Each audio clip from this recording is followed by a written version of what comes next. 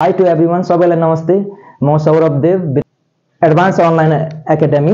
यो च्यानलमा हामीले विभिन्न सब्जेक्टहरुको क्वेशनहरु सल्भ गर्छौं र यो हामीले सहज एसई स्टुडेन्टलाई सहज गर्नको लागि युट्युब च्यानल खोलेको हो र यसमा हामीले म्याथको पनि सी म्याथ, ओ म्याथ, साइन्स अनि इंग्लिशको पनि हामीले क्वेरीहरुलाई सल्भ गर्न कोशिश गर्छौं। अनि म चाहिँ specially I am an English teacher, that's why I am going to solve the problems of English and grammar.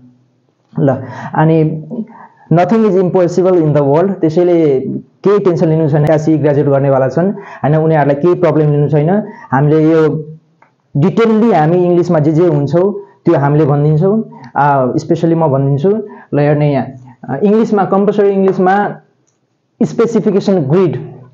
अब यसको यो ग्रिड टेस्टको ग्रिड के हो त अनि हैन, कुन प्याटर्नमा हुन्छ, यो कुन टपिकहरु यसमा हुन्छ, त्यो कुराहरु आज म भन्न गइरहेको छु। I am going to tell you about what topics are asked in that SE question, and it is the grid of 9 and 10 of compulsory English. We have 4 things here, 4 sections. Okay, first of all reading section, then after writing section, listening and speaking. We are not going to talk about the listening and speaking section here because that is a practical thing. त्यो practical कुरा हो। यहाँ हामी थ्योरीमा 75 marks जुन theory return एक्जाममा सोधिन्छ त्यसको बारेमा हामी यहाँ भन्न गइरहेको छौं। त्यो के हो त अनि अब रिडिङ र राइटिङको सेक्सनको बारेमा हामी भन्न गइरहेको छौं। रिडिङ 40 मार्क्स को लागि हुन्छ एसई मा, 9 र 10 मा, अनि राइटिङ पनि 35 मार्क्स को लागि हुन्छ। अब first of all we have to come here to reading section. रिडिङमा 40 मार्क्स के मा हुन्छ त? रिडिङ 1 मा प्यासेज हुन्छ जुन कि सीन प्यासेज भन्छौं हामी। सीन प्यासेज कस्तोलाई भन्छौं त? जुन टेक्स्ट बुकमा हामीले पढेको हुन्छ त्यसलाई सीन प्यासेज भन्छौं। त्यो एउटा सोधिन्छ फर्स्टमा एक्सरसाइज 1 मा, अनि त्यो चाहिँ के हुन्छ त 5 मार्क्स को हुन्छ। यसमा जनरली हामीलाई पोइम सोधिन्छ, तर पोइमको सट्टा सर्ट कुनै पनि त्यो टेक्स्ट बुकबाट एउटा प्यासेजको सानो पार्ट पनि सोध्न सकिन्छ यसमा है। यो भयो रिडिङ 1। रिडिङ 2 मा पनि हामीलाई सीनै सोध्ने हो, सीन प्यासेज नै सोध्ने हो, तर यसमा चाहिँ के हुन्छ, यो 10 मार्क्स को लागि हुन्छ। अनि रिडिङ 1 मा एउटा एक्सरसाइज हुन्छ अनि 5 मार्क्स को हुन्छ भने यहाँ रिडिङ 2 मा के हुन्छ त? रिडिङ 2 मा एउटा प्यासेज सोधेको हुन्छ, 2 वटा एक्सरसाइज हुन्छ। जस्तो यहाँ रिडिङ 1 मा फिल इन द ग्याप्स सोध्यो भने यहाँ 2 मा सोधिदैन। 2 मा different type of that exercise will be asked here. Now let's come to reading 3। अब रिडिङ 3 भनेको यो सीन प्यासेज हैन, अनसीन प्यासेज हो जुन टेक्स्ट बुकमा हुँदैन, हामीले जुन पढेको हुँदैन, त्यस्तोलाई के भन्छौं त हामी? अनसीन। यो काहीबाट पनि आउन सक्छ। अनसीन प्यासेज रिडिङ 3 मा एउटा सोधिन्छ, अनसीन प्यासेज सोधिन्छ, त्यो 10 मार्क्स को लागि हुन्छ। त्यो एउटा प्यासेजमा 2 वटा एक्सरसाइज हुन्छ।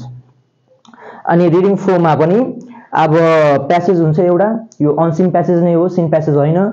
यसमा चाहिँ के हुन्छ त? 3 वटा एक्सरसाइज सोधेको हुन्छ, अनि त्यो हरेक एक्सरसाइज 5 मार्क्स को हुन्छ, 15 मार्क्स को हुन्छ यो।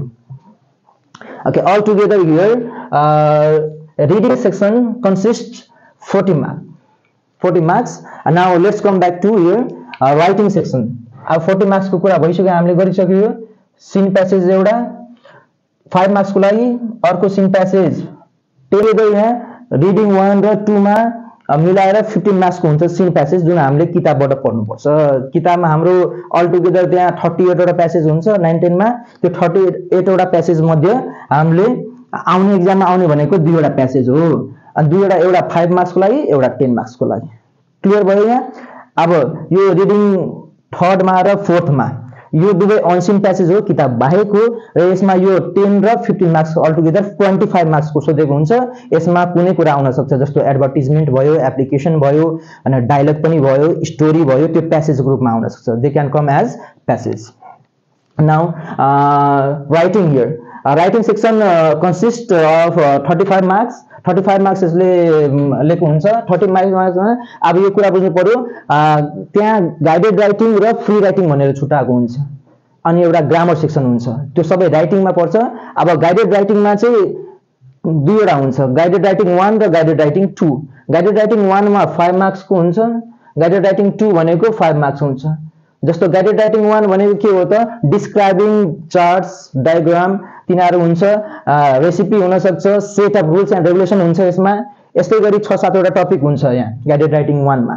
2 मा पनि त्यही हो, 6-7 वटा टपिक हुन्छ। For example message of congratulation, message of condolence, यस्तै टाइपको हुन्छ। यो 5 मार्क्स को हुन्छ। त्यो मध्ये कुनै एउटा सोधेको हुन्छ। अब फ्री राइटिङ 1 मा के हुन्छ त फ्री राइटिङ 1 मा डायलग हुन्छ फ्री राइटिङ 1 मा डायलग हुन्छ र लिभ एप्लिकेसन हुन्छ जब एप्लिकेसन हुन्छ त्यो मध्ये कुनै एउटा आउँछ नाउ फ्री राइटिङ 2 मा 8 मार्क्स को हुन्छ यो 8 मार्क्स को लागि चाहिँ हामीलाई के हुन्छ त यसमा एसे हुन्छ फर्मल लेटर हुन्छ इन्फर्मल लेटर हुन्छ अनि डायरी इन्ट्री हुन्छ त्यो मध्ये कुनै एउटा सोधेको हुन्छ त्यो 8 मार्क्स को लागि सोधेको हुन्छ हैन अब हामीले यो फ्री गाइडेड राइटिङ र फ्री राइटिङ को अब एउटा जनरली भनौं यो 5 मार्क्स को लागि हामीले एटलिस्ट मिनिमम 100 वर्ड्स को लेख्नु पर्छ 5 मार्क्स को लागि 6 मार्क्स को लागि 150 वर्ड्स 8 मार्क्स को लागि मिनिमम 200 वर्ड्स लेख्नु पर्यो हामीले जस्तो यहाँ 5 मार्क्स को हामीलाई यहाँ रेसिपी सोध्यो भने 100 वर्ड्स को हुनु पर्यो यहाँ 5 मार्क्स को हामीलाई कन्डोलेन्स सोध्यो भने कंग्रेचुलेसन मेसेज अफ कंग्रेचुलेसन सोध्यो भने 100 वर्ड्स को हुनु पर्यो यहाँ 6 को लागि जस्तो डायलग सोध्यो भने एटलिस्ट 150 वर्ड्स को डायलग हुनु पर्यो अनि 6 एक्सचेन्ज हुनु पर्यो त्यो डायलग मा चाहिँ अनि 8 मार्क्स को यहाँ मानु हामीलाई एसे सोध्यो भने एटलिस्ट 200 वर्ड्स को हुनु पर्यो या त लेटर इन्फर्मल होस् या त फर्मल लेटर होस् लेटर टु द एडिटर होस् okay now let's come to your grammar grammar मा पनि हामीलाई 2 पार्ट मा छ डिवाइड भएको दुईवटा एक्सरसाइजेस छ ग्रामर पनि ग्रामर मा कतिवटा एक्सरसाइज छ त दुईवटा सोध्छ दुईवटा मा फर्स्ट मा टाइप 1 मा के सोध्छ त चेन्जिङ द सेन्टेन्स रिप्रोडक्सन हैन सेन्टेन्स लाई रिप्रोड्युस गर्ने चेन्ज गर्ने for example affirmative negative voice change गर्ने एक्टिभ लाई प्यासिभ स्पीच लाई डाइरेक्ट लाई इन्डाइरेक्ट स्पीच मा चेन्ज गर्ने इन्डाइरेक्ट लाई डाइरेक्ट मा चेन्ज गर्ने यस नो क्वेशन बनाउने डब्ल्युएच क्वेशन बनाउने टेन्स को गर्ने त्यो रिप्रोडक्सन मा पर्छ यो 6 मार्क्स को हुन्छ 6 वटा क्वेशन हुन्छ अब टाइप 2 मा ग्रामर टाइप 2 मा एउटा प्यासेज दिएको हुन्छ त्यसमा यो फिलिङ द ग्याप्स हो यसमा प्यासेज दिएको हुन्छ प्यासेजमा 10 वटा ग्याप दिएको हुन्छ त्यो 10 वटा ब्ल्याङ्कमा ग्यापमा अप्सन दिएको हुन्छ हरेक ग्यापमा ब्ल्याङ्कमा 3 वटा अप्सन दिएको हुन्छ 4 वटा अप्सन दिएको हुन्छ त्यसलाई के त्यसमध्ये हामीले छानेर गर्नुपर्छ यो भनेको के हो त प्यासेज दिएको हुन्छ विथ अप्सन्स यो चाहिँ के हो त 10 वटा ग्याप दिएको हुन्छ यो एउटा आन्सरको 0.5 हुन्छ यसको marks 10 into 0.5 is equal to 5 marks here now all together in writing we have 35 marks यो आजको हाम्रो के हो त हामीले खास गरी यो स्पेसिफिकेसन ग्रिड 9 र 10 को लागि कम्पल्सरी इंग्लिशमा के सोधिन्छ भनेर हामीले दिएको हो यो 75 मार्क्स को ग्रिड हो हजुरहरुलाई यो मन पर्यो भने YouTube च्यानललाई advance online academy YouTube channel को नाम हो र यसलाई सब्स्क्राइब गर्नु लाइक यो भिडियोमा लाइक गर्नु कमेन्ट गर्नु ह्याभ अ नाइस डे